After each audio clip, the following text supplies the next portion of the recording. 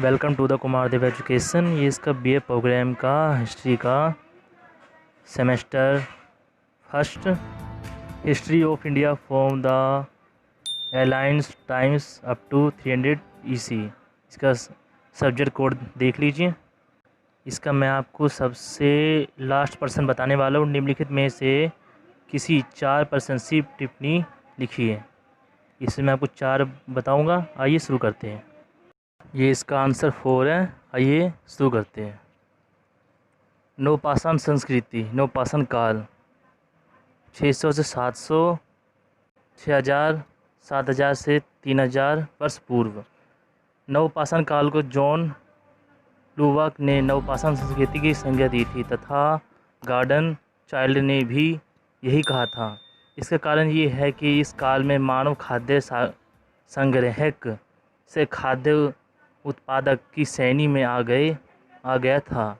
इस काल में कृषि व पशुपालन का विकास हुआ।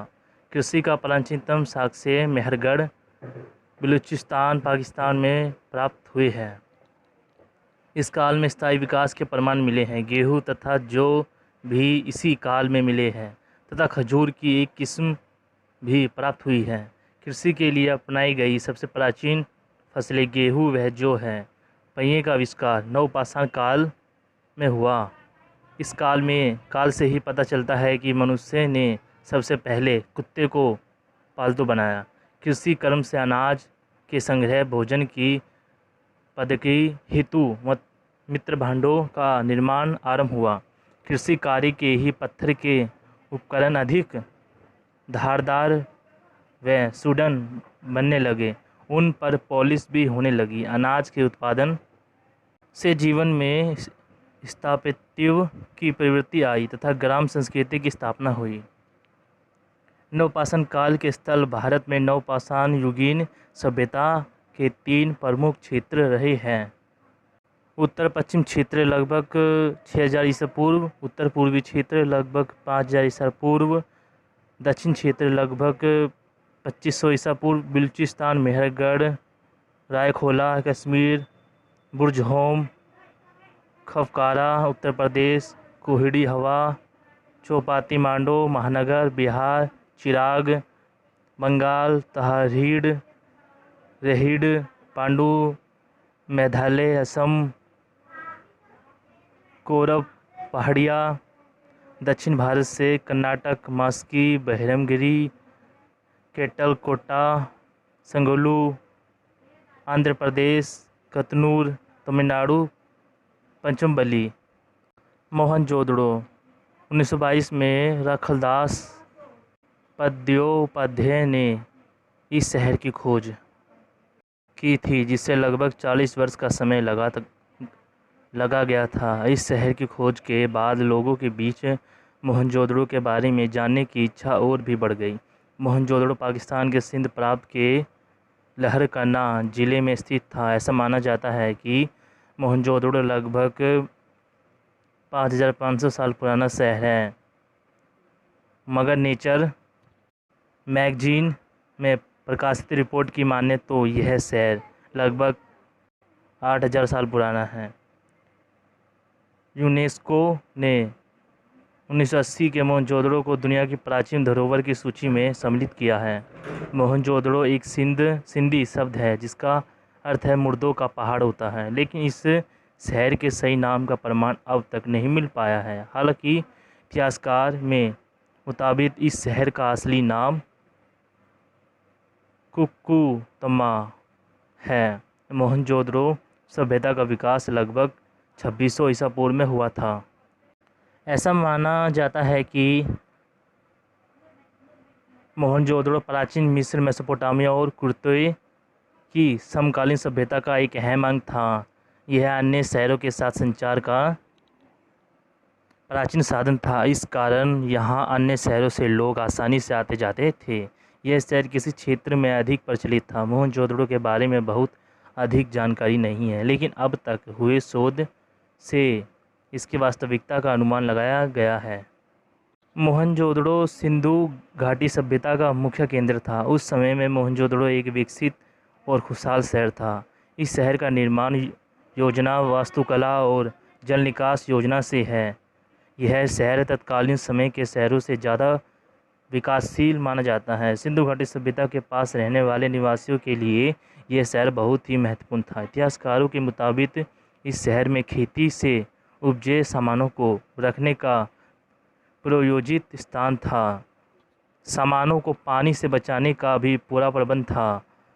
यहाँ बने घरों में पक्की ईंट से बने स्नानघर और शौचालय भी मौजूद थे। हड़प्पा सभ्यता का पतन। पृथ्वी की संरचना आंतरिक में हुई बदलाव, भूकंप और जलवायु परिवर्तन के चलते जहाँ सरस्वती भूमिगत हो गई, वहीं सिंधु नदी ने अपना मार्ग बदल दिया। पहले सिंध हिमालय से निकलकर कच्छ की खाड़ी में गिरती थी, अब इसका रुख बदलकर अन्य हो गया। लगभग इसी काल में एक वैश्विक सूखा पड़ा। इसके कारण संचार की सभ्यता प्रभावित हुई और इसका दक्षिण यूरोप से लेकर भारत तक का असर हुआ। करीब 2200 ईसा पूर्व में मेसोपोटामिया की सुमेरियाई सभ्यता पूरी तरह खत्म हो गई। उस समय मिस्र में पुराना साम्राज्य इस जलवायु परिवर्तन के कारण समाप्त हो गया।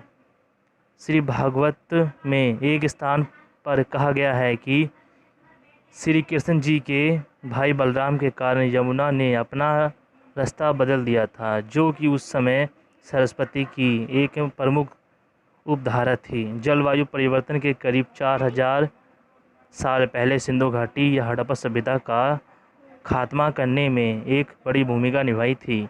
ये दावा एक नए अध्ययन में किया गया है। नॉर्थ कोरियन स्थित एपलचियन स्टेट यूनिवर्सिटी ने नृविज्ञान एथोपोलॉजी की associate professor doctor again robin सुंग ने एक बयान में कहा कि जलवायु, आर्थिक और सामाजिक परिवर्तनों सभी ने शहरीकरण और सभ्यता के खात्मे की प्रक्रिया में भूमिका निभाई है, लेकिन इस बारे में बहुत कम ही जानकारी है। इन बदलावों ने मानव आबादी को किस तरह प्रभावित किया है? विनाश के कुछ कारण अनुमानों के आधार पर निकाले हैं। बाह्य आक्रमण। कुछ विद्वानों का विचार है कि किसी बाहरी आक्रमणकारी बर्बर जाति द्वारा सिंध घाटी के क्षत्रिय लोगों को युद्ध में पराजित दी गई और भयंकर नरसंहार द्वारा नष्ट कर दिया गया। मोहनजोदड़ो की खुदाई में प्राप्त बहुसंख्या में मानव अस्थि पंजर इस रण की ओर इंगित करते हैं। कुछ लोग का विचार है कि आर्यों द्वारा सिंधु सभ्यता को नष्ट किया गया। प्राकृतिक प्रकोप से। कुछ विद्वानों का विचार है कि भयंकर वर्षा, महामारी अथवा लंबे समय तक जल का अभाव या अकाल अथवा भूमि ने इस सभ्यता को नष्ट कर दिया। भौगोलिक परिवर्तन से। कुछ विद्वानों का मत है कि सिंधु नदी के अचानक मार्ग बदलने, भारी बाढ़ अथवा क्षेत्र की जलवायु में आया अचानक परिवर्तन से सिंध सभ्यता का समूल विनाश हो गया। खुदाई के दौरान मिली रेत की मोटी परत से ऐसे अनुमान निकाले गए हैं। बौद्ध धर्म के सिद्धांत। बौद्ध धर्म का मूलाधार 4 आर्य सत्य है। इस सत्य के सारे सिद्धांत तथा बाद में विकसित विभिन्न दार्शनिक मतवादों के ही आधार है। जन्म में दुख सत्य है। एक क्षणिक दुखों को सुख माना भी दूरदर्शिता है। दुख समुदाय दुख का कारण ईर्ष्या और इंद्रियों को जो वस्तुएं प्रिय लगती है उसको प्राप्त करने की इच्छा तिर्षा है। दुख निरोध। दुखों से मुक्त होने के लिए उनके कारण का निवारण अवश्य है, अर्थात ईर्ष्या पर विषय पाकर दुखों से मुक्ति पाई जा सकती है। दुख निरोध प्रतिपादिता। दुख निवारण मार्ग अर्थात अष्टमार्गिक मार्ग दुखों के निवारण एवं तिर्षा पर नियंत्रण पाने तथा निवारण प्राप्त करने का मार्ग अष्टमार्ग है, मध्य मार्ग है। बौद्ध के अनुसार जन्म भी दुख है, जरा वृद्ध अवधार सत्ता वृद्धावस्था भी दुख है, व्याधि भी दुख है अप्रिय मिलन भी दुख है, प्रिय वियोग भी दुख है। संसार को दुख में देखकर ही बुद्ध ने कहा था, सब दुख अर्थात सभी वस्तुएं दुख में है। अष्टम मार्ग में सिद्धांत समाहित है। सम्यक दृष्टि, इसका अर्थ है अच्छे के कारण ही संसार में दुख व्यापक है। अच्छा इच्छा का परित्याग ही मुक्ति का मार्ग है। सम्यक संकल्प, ये लिप्सा और विलासीलता से छुटकारा दिलाता है। इसका उद्देश्य मानवता को प्यार करना और दूसरों को संपन्न रखना है। सम्यक वचन, मनुष्य को झूठ, निंदा और अप्रिय वचन ही बोलने चाहिए तथा वाणी मृदु होनी चाहिए। सम्यक कर्म, मनुष्य को हिंसा के कर्म पूर्ण रूप से संयमशील होने चाहिए, जिसमें संयम व इंद्रिय संयम के अतिरिक्त कर्म, दान, सदाचार, दया इत्यादि का समावेश होना चाहिए। सम्यक जीविका, अर्थात आदमी को ईमानदारी से अर्चित साधनों द्वारा जीवन यापन करना चाहिए। सम्यक प्रयास, इससे तात्पर्य ये है कि किसी की भी बुरे विचारों से छुटकारा पाने के लिए इंद्रियों पर नियंत्रण होना चाहिए। कोई भी मानसिक अभ्यास के द्वारा अपनी इच्छाओं एवं मोहों को नष्ट कर सकता है। सम्यक स्मृति, इसका अर्थ है कि शरीर नश्वर है और सत्य का अध्ययन करने से ही सांसारिक बुराइयों से छुटकारा पाया जा सकता है। सम्यक संबंधी, इसका अनुकरण करने से शांति प्राप्त होगी। ध्यान से ही वास्तविक सत्य प्राप्त किया जा सकता है। बौद्ध दर्शन 3 मूल सिद्धांत पर आधारित माना गया है। अनश्वरवाद, अनात्मवाद, क्षणिकवाद, ये दर्शन पूरी तरह से यथार्थ में जाने की शिक्षा देता है। अनीश्वरवाद, बुद्ध ईश्वर की सत्ता नहीं मानते थे, क्योंकि दुनिया प्रत्येक समुत्पादक के नियम पर चलती है। प्रत्येक मध्यु उत्पादन, प्रत्येक समुत्पाद अर्थात कारण कार्य की श्रृंखला। इस श्रृंखला के कई चक्र है जिन्हें 12 अंगों में बांटा गया है। अंत इस ब्रह्मांड को कोई चलाने वाला नहीं है, ना ही कोई उत्पत्ति करता है, क्योंकि उत्पत्ति करने से अंत का भान होता है, तब ना कोई आरंभ है और ना अंत। अनश्वरवाद, अनश्वरवाद का यह मतलब नहीं कि सत्य में ही आत्मा नहीं है। इससे लोग आत्मा समझते हैं, वो चेतना है, अभिन्न प्रवाह है। यह प्रवाह कभी भी बिखर कर जड़ स्वयं के होने को जाने बगैर आत्मावान नहीं हुआ जा सकता।